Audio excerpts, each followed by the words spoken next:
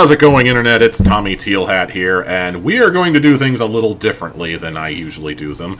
This is in large part because I no longer have my Pixel 2 XL. I gave that away to the Verizon store and got a whopping $70 for my wallet, so that will keep me fed for at least a week. Maybe I might have to stretch things out a little bit, but whatever. In the meantime, I will be trying a new format, mostly out of necessity, because I have a camcorder that I bought, but it's going to be here sometime this weekend, and I'm just going to tell you right now, it's a budget camcorder, and I'm not expecting it to be HD, 4K, LMNOP, any of that top-of-the-line shit, but it should get me through for what I need, and it should be better than trying to film with my Coolpad Legacy. If you've seen my Dune trailer reaction, yeah, you know exactly what I'm talking about. I'm not putting you through that again. So I will try this format for a while, and I might put some expressions on this face. You know, like I'll have some alternate shots of this avatar with some facial expressions, or maybe some symbols like hearts or lightning bolts, like how the big picture does things. But we'll see. You know, we'll see how this format works out. If it works out, great. If the camcorder ends up working better, in my opinion, also great. If I don't know, I look forward to seeing how this goes. And if you have feedback on this format, I would love to hear it. I always urge people to leave comments, and it sounds like I'm joking, but I actually do appreciate any comments you leave, and we'll try this format out for, I don't know, maybe a couple weeks, maybe the rest of October. We'll see where things go.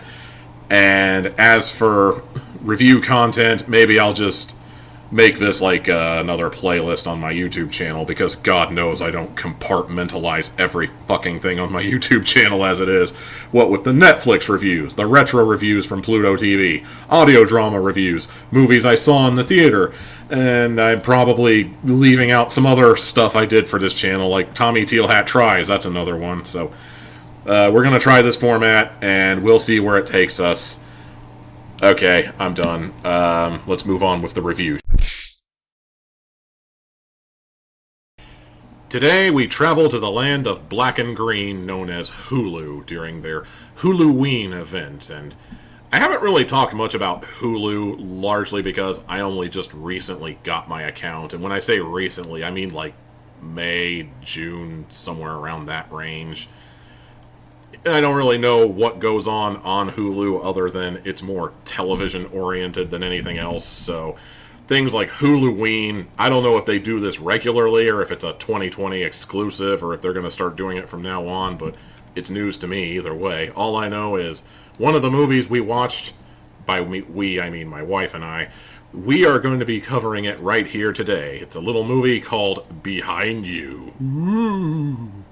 This is usually where I give a quick plot synopsis, and I try to remain as spoiler-free as humanly possible while giving you an idea of what to expect from the plot.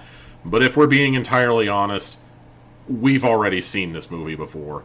You probably haven't seen this exact movie, but trust me, you've seen this movie before. I've certainly seen this movie before. We have all seen this exact same goddamn movie before. This is more of that goddamn ghosty, ghouly, Ouija board, spoopy, doopy ghost movie bullshit that's been in horror movies all fucking decade. And I, for one, am absolutely sick and tired of this Conjuring bullshit. Or maybe Paranormal Activity is to blame.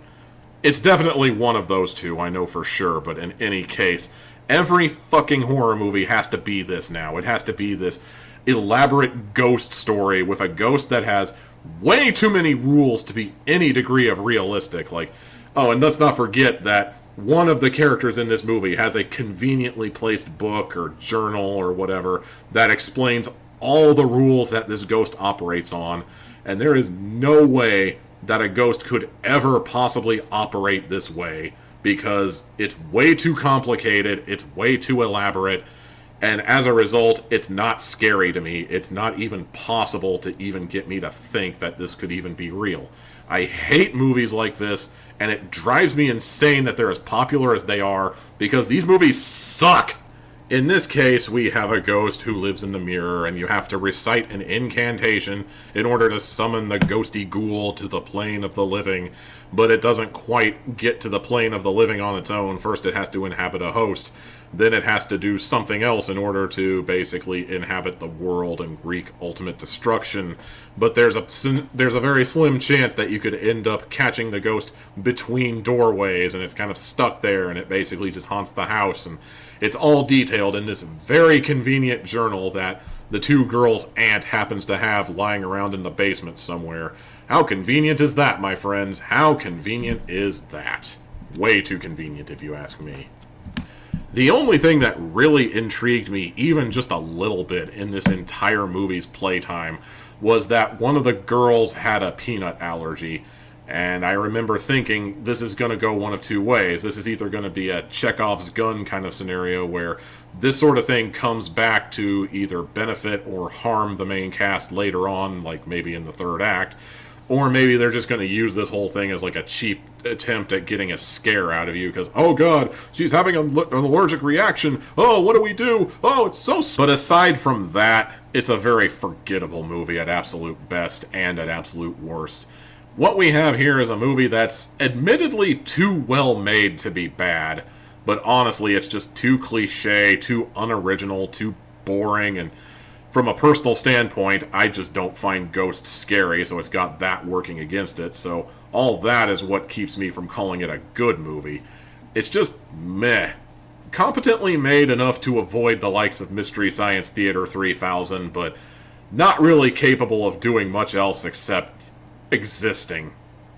Like, maybe if this is your first horror movie that you've ever seen in your entire life and you have no idea about how the tropes work in these sort of Ouija board movies or anything like that, you probably might get more out of it than a jaded, cynical son of a bitch like me who's basically familiar with a lot of tropes from a lot of subgenres of horror. And by the time I was getting into horror, I was actually between eras where the slashers were on their way out and the torture porn was kind of on its way in. I came very close to giving this movie 2 hats out of 4 based entirely on all that, but in the end, I am just so fucking tired of these ghost movies in horror that desperately wish they were Paranormal Activity or The Conjuring or whatever other ghost movie is popular right now in this era.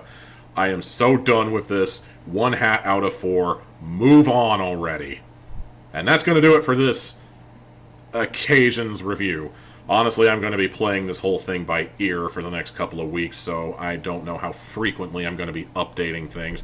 I do have a couple of reviews in the pocket here and some things I've been meaning to talk about, and I'll talk about those as this series progresses. And in the meantime, I hope you enjoyed this style, and if you like this style and if you're willing to put up with it, great. If you prefer this style over me being on camera, also great.